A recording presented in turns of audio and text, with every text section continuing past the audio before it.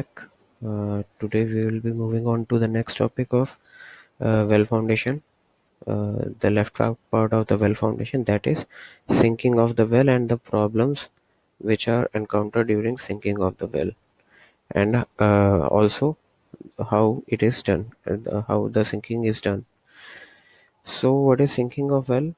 We have to sink the well inside the area where we have to put this foundation, this kind of foundation. So what we do, we sink the well.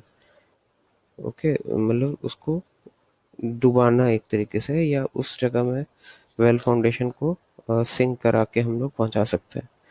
ठीक है, तो इसमें पहला क्या आता है, first is जो cutting edge है जहाँ कर्व लगता है, पहले उनको बनाना होगा। ठीक है, so first is laying of curves, laying of curve. तो अगर ड्राई ग्राउंड है तो एक्सकवेट किया जाता है अप टू 50 सेंटीमीटर है, ठीक है, और फिर place the cutting edge at the required position. Dry ground में up to 50 centimetre river bed में एक्सकवेट किया जाता है, उसके बाद कटिंग एज को रिक्वायर्ड पोजीशन में लगाया जाता है। ठीक है, ये जो इधर नीचे जो कटिंग एज होता है ये। If the curb is to be laid under water, ठीक है, अगर पानी के अंदर लगाना है कर्व को और डेप्थ 5 सेंटीमीटर से ज़्यादा है वाटर की, तो हमको एक सैंड आइलैंड बनाना पड़ता है, दिस सैंड आइलैंड। ठीक है, और फिर कर्व को लगाया जाता है, बनाया जाता है। मतलब अगर 5 मीटर से ज़्यादा डेप्थ की है वाटर वाटर की, ठीक है, तो कर्व को ड्राई ग्राउंड पे बना लिया जाता है। ठीक है, मतलब 5 मीटर से ज़्यादा अगर वाटर की डेप्थ है तो कर्व को ड्राई ग्राउंड में बनाया जाता है और फिर उसको फ्लोट करा दिया जाता है अप टू द साइड। मतलब फ्लोट मतलब उसको फ्लोट होने दिया जाता है, अपने आप वो तैरते हुए नीचे जाना स्टार्ट करेगा। ठीक है, तो ये एग्जांपल है सैंड आइलैंड का। ठीक है, ये सैंड आइलैंड है और ये वेल फाउंडेशन का कर्व है। इसको पहले कोई ऐसे स्ट्रेट जा रहा है ज़रूरी नहीं है, उसको फ्लोट होने दिया जाता है कुछ देर तक, अगर हाइट ज़्यादा है, वाटर की हाइट डेप्थ 5 मीटर से ज़्यादा है। नेक्स्ट, फिर आता है कंस्ट्रक्शन ऑफ वेल स्टीनिंग।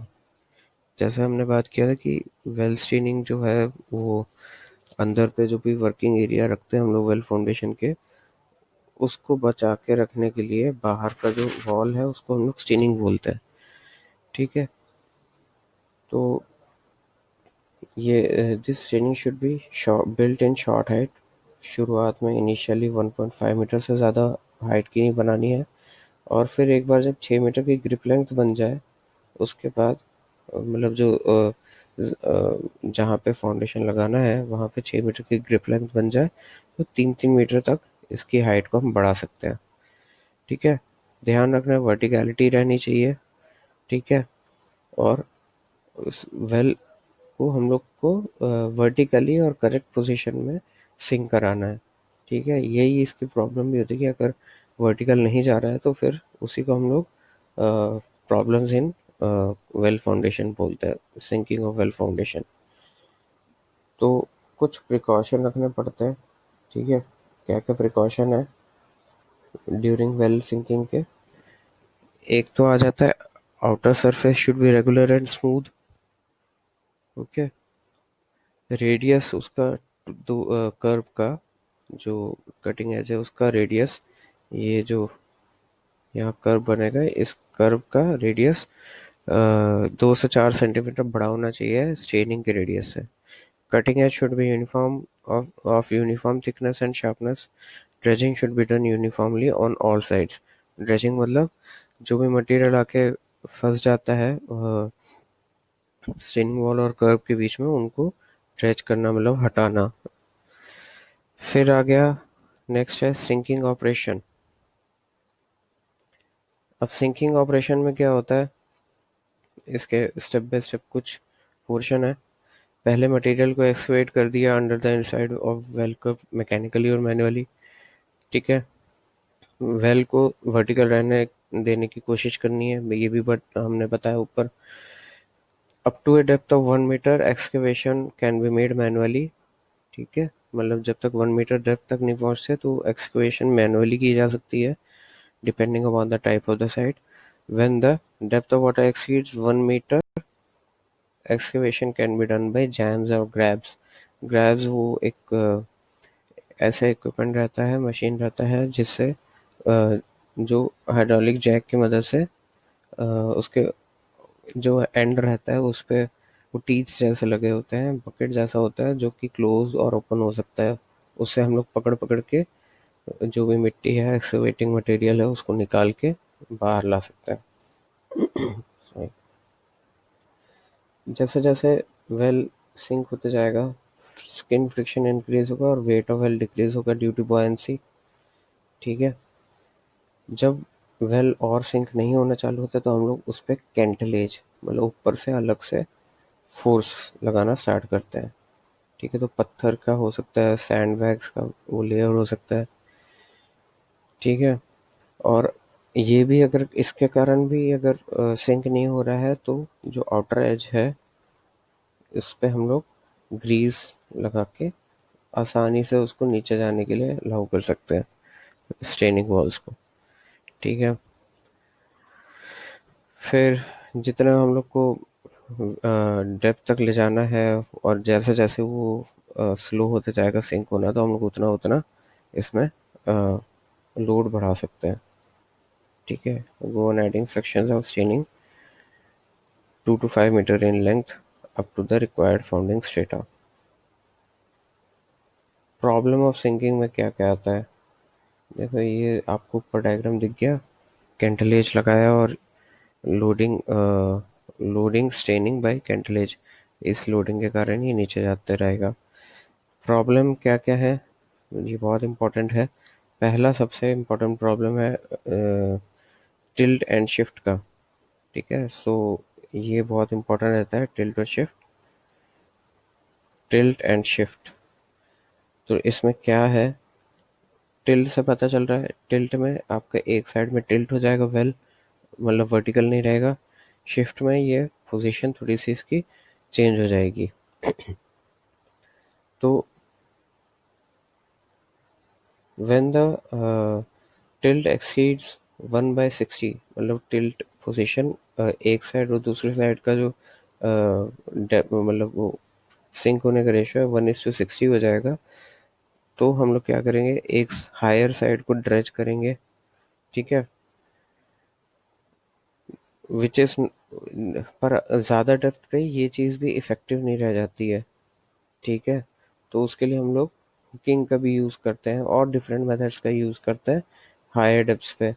ठीक है, तो जब 1/60 से ज़्यादा इंक्रीज हो जाता है तो हम लोग हायर साइड को ड्रेच करते हैं, लेकिन ग्रेटर डेप्थ पे ये भी इफ़ेक्टिव कम होता है। तो क्या है, देखो ये समझ आ ही रहा होगा कि इस पुल्ली पे हमने एक रोप लगा के और यहाँ पे एक हुक जैसा देख के, हुक मतलब उसको पकड़ बनाने के लिए नीचे बॉटम प्लग में हम लोग एक रोप से फोर्स लगा के जैक की मदद से इसको खींचेंगे और वर्टिकल करेंगे।